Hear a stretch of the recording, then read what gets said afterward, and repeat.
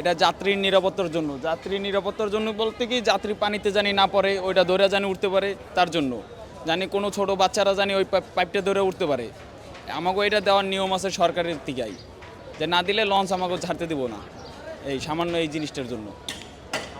হ্যাঁ, এটার জন্য লঞ্চ ছাড়তে দিব না আমাকে। এই যে যত যাত্রী হোক, তো এই সামান্য এতটুকুর জন্য লঞ্চ ছাড়তে দিব না, তার জন্য এইটা আমাকে দেওয়া লাগবে নিয়ম। হ্যাঁ, যে যাত্রী পড়ে যাইতে পারে, একটা বিপদ হইতে পারে, পানিতে পড়ে গেলে যাত্রী উঠাইতে কষ্ট হইব, কেউ সাঁতার কাটতে জানে না, পড়ে গেলে তো এটা মৃত্যু। মালিক পক্ষরা তো আমাকে তো এই যে সেফটি দিতেই আছে যাত্রীগো, যে এই যে রেলিং দিতেছে, সিঁড়ি দিতেছে, তারপর হইলো নতুন তার ঈদের উপলক্ষে লঞ্চ বানাইছে যাত্রীগোর জন্য।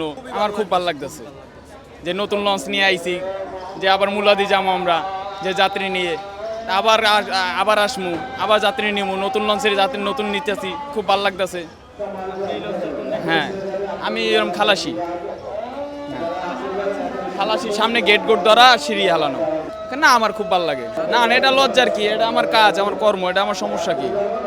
এটা আমার হলো, এটা কর্ম করাই লাগবো। আমার নিজের পেট বাঁচাইতে চাইলে কর্ম করা লাগবো। অনেকজনের তো আসে ঝাড়ু দেয়, আনকি তার সাথে কি কথা বলা যাইব না? যার যার কর্ম তার সাথে প্রথমে তারা আলাপ কাছি ধরে খালাসি, তারপরে আস্তে আস্তে ওস্তাদেরগুলোকে কথা কইতে মিলতে, তারপর ড্রাইভার হইতে পারে, গিরিজার হইতে পারে, মাস্টার হইতে পারে, চুকানি হইতে পারে। এক লগে তো মাস্টার হইব না, আগে চুকানি হইব, তারপর হইলো মাস্টার। তারা আজীবন বেকার করুক, সমস্যা নাই।